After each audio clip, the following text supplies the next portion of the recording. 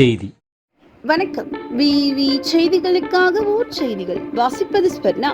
ஷோலிங்கரில் பால் உற்பத்தியாளர் கூட்டுறவு சங்க பணியாளர்கள் நிலுவையில் உள்ள சம்பள பாக்கி மற்றும் ஊதிய உயர்வு உள்ளிட்ட கோரிக்கைகளை வலியுறுத்தி திடீரென பால் கேன்களை காந்தி சிலை அருகே வைத்து போராட்டம் நடத்தியதால் பரபரப்பு.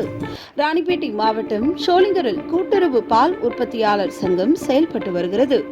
இதில் சுமார் 63 பணியாளர்கள் பணிபுரிந்து வருகின்றனர்.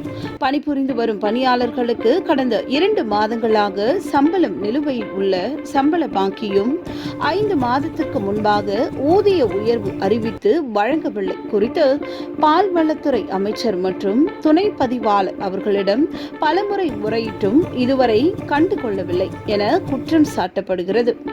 எங்களுக்கு 6 மாத ஊதிய உயர்வுடன் முறையாக சம்பளம் வழங்க வேண்டும் என கோரி காந்தி சிலை முன்பாக பால் கேன்களுடன் போராட்டத்தில் ஈடுபட்டனர். உரிய நல்ல முடிவு வரும் வரை பால் கொள்முதல் செய்ய போவதில்லை, போராட்டம் தொடரும் என தெரிவித்தனர். பால் உற்பத்தியாளர் கூட்டுறவு சங்கம் நான் பால் நன்றாக பணிபுரிந்து வருகிறேன். இதில் இந்த கூட்டுறவில் 60 பேர் பணியாளர்கள் செய்து கொண்டு வருகிறோம். இந்த இதில் எங்களுக்கு சம்பளம் உயர்வு தமிழக முதலமைச்சர் அறிவித்த சம்பளம் 6 மாத காலமாக இது சம்பளம் ஏற்றி கொடுக்கவில்லை.